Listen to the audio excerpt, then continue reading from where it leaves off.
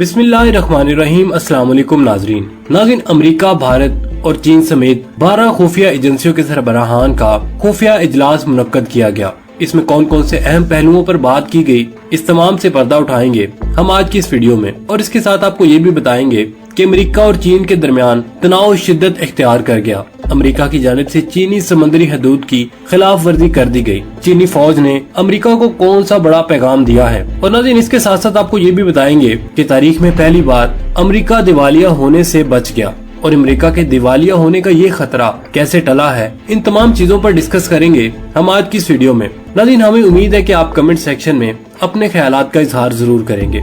नाज़रीन, यहाँ पर आपको ये बताते चले कि सिंगापुर में अमेरिका, भारत और चीन समेत दुनिया की 12 खुफिया एजेंसियों के सरबराहों का अहम मगर खुफिया इजलास मुनक्कद हुआ है। बरतानवी खबरसां एजेंसी के मुताबिक इससे पहले ये इजलास कभी रिपोर्ट नहीं हुआ। ताहम सिंगापुर की जानिब से गुज़िश्ता चंद बरसों से शंग्रीला डायलॉग सिक्योरिटी समिट के मौका पर पूरी राजदारी के साथ नामालूम मकाम पर खुफिया इदारों के सरबराहान का इजलास भी बुलाया जाता है। खबर के मुताबिक अमेरिका की नुमाइंदगी नेशनल एजेंसी अलायंस के ओरेल हेंस और भारत के समानत गोयल ने रा की नुमाइंदगी की, जबकि चीन के खुफिया इदारे का नुमाइंदा भी इजलास में शरीक रहा। नाज़रीन, बरतानवी खबरसां एजेंसी के मुताबिक जराये का कहना कि इजलास आलमी शेड्यूल एजेंडे के हवाले से इंतहाई अहमियत का हामिल था, क्योंकि कोई ये कारोबारी नोयत का इजलास नहीं बल्कि संजीदा मामलात को गहराई से समझने के लिए बुलाया जाता है। जराये के मुताबिक खुफिया इदारों के दरमियान अनकहे और अनदेखे ज़ाब्ते मौजूद होते हैं। जब रवायती सफारतकारी मुश्किल हो जाती है तब वो इन ज़वाब्तों की पासदारी करते हैं। खबर के मुताबिक सिंगापुर के महकमा दिफा के तर्जमान का कहना था कि शंग्रीला डायलॉग के स्लाइड लाइन पर खुफिया इदारों के हुकाम को भी अपने अहम मंसूबों से मुलाकात का मौका मिल जाता है और हम ऐसे बाहमी इजलास में मददगार कारकर्दगी अदा कर सकते हैं, क्योंकि ऐसे इजलास बैनुल-अक़वामी सतह पर फायदा मंद साबित हो सकते हैं। जराये का कहना था कि सिंगापुर में होने वाले 12 ममालिक की खुफिया एजेंसियों के सरबराहान के इजलास में रूस के किसी नुमाइंदे ने शिरकत नहीं की, जबकि रूसी डिप्टी वजीर दिफा का कहना था कि वो शंग्रीला डायलॉग में मौजूद थे, ताहम इस इजलास में शामिल नहीं थे। दूसरी जानिब सिंगापुर में अमरीकी सिफारत खाने में खुफिया एजेंसियों के इजलास में अमरीकी नुमाइंदे की शिरकत से ला इल्मी जाहिर कर दी, जबकि चीन और भारत की जानिब से इस पर कोई जवाब नहीं दिया गया। याद रहे कि सिंगापुर में शंग्रीला सिक्योरिटी समिट में 49 ममालिक के 600 वफूद ने शिरकत की थी।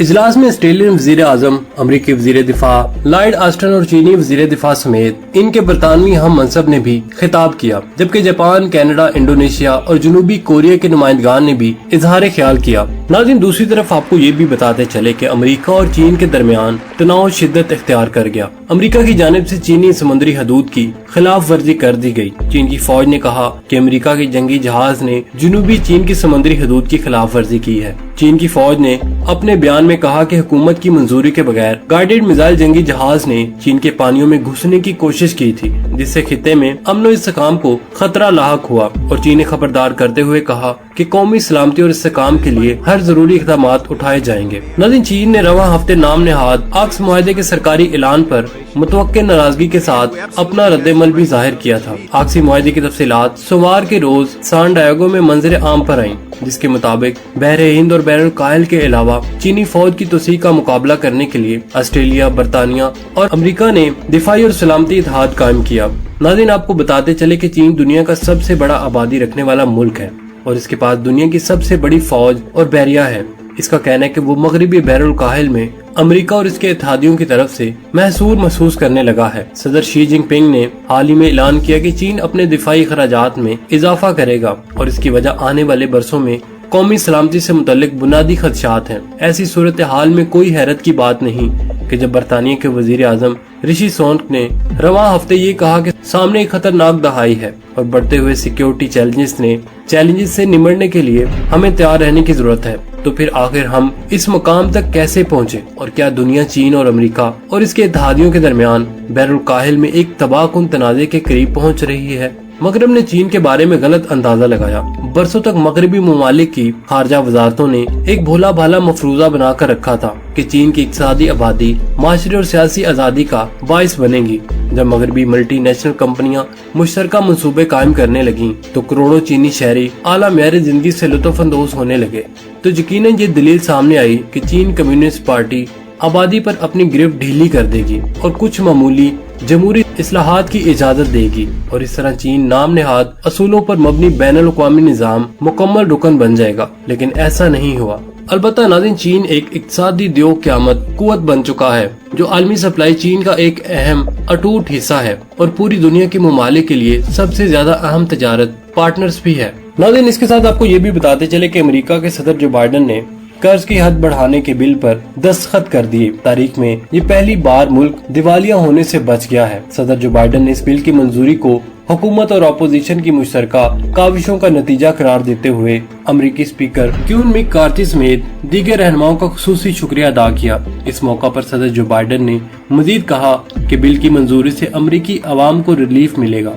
उन्होंने कहा कि हम अखराजात में कमी कर रहे हैं और एक ही वक्त में खसारे को कम कर रहे हैं। हम समाजी तहफ़्फ़ुज़ से लेकर तिब्बी सहूलत तक, कम आमदन लोगों के लिए तहफ़्फ़ुज़ सेहत के प्रोग्राम से लेकर साबिक फौजियों, बुनियादी ढांचे और साफ तवानाई में अपनी तब्दीली लाने वाली सरमायाकारी तक अहम तरजीहात का तहफ़्फ़ुज़ करते हैं। नाज़रीन, गुज़िश्ता रोज सदर जो बाइडेन और ऐवान नुमाइंदगान के स्पीकर के दरमियान मुआहदा तय पाने के बाद दोनों ऐवानों ने कर्ज की हद को बढ़ाने और बजट कटौतियों के बिल की मंजूरी दे दी थी। नाज़रीन, कर्ज की हद बढ़ाने का प्रोसीजर वोट मंजूर कर लिया गया था। बिल अब ऐवान नुमाइंदगान में पेश किया जाएगा। वोट मंजूर किए जाने के बाद बिल पर बहस का आगाज हो गया है और इस पर वोटिंग की राह हमवार हो गई है। कर्ज की हद 31.4 खरब डॉलर तक महदूद रखने को मुअत्तल किए जाने का बिल ऐवान में पेश किया गया था। ऐवान में 213 डेमोक्रेट्स, 222 रिपब्लिकन्स अराकीन हैं, ताहम 29 रिपब्लिकन्स को बिल पर इतराज था। इस तरह बिल मंजूर करने के लिए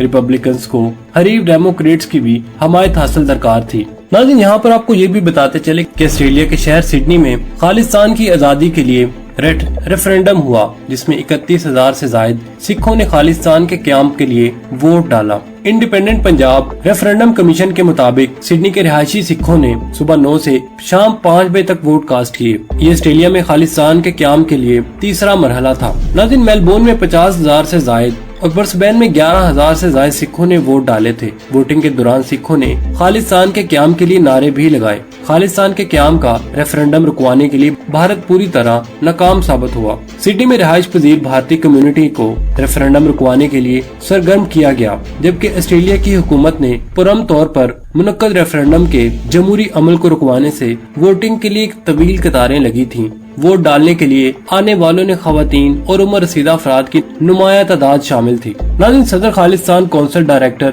बख्शीश सिंधु ने गुफ्तगू करते हुए कहा कि सिख कौम भारत के तसल्लुत और इस्तेसाल से निजात के लिए आज़ादी हासिल करना चाहती है। हम भी रेफरेंडम का वो ही हक चाहते हैं जो बरतानिया और कनाडा अपने शहरियों को दे चुके हैं। नाज़रीन, अब तक के लिए सिर्फ इतना ही। कमेंट सेक्शन में अपने ख्यालात का इजहार जरूर कीजिएगा। इसके साथ ही हमें इजाजत दीजिए। अल्लाह निगहबान।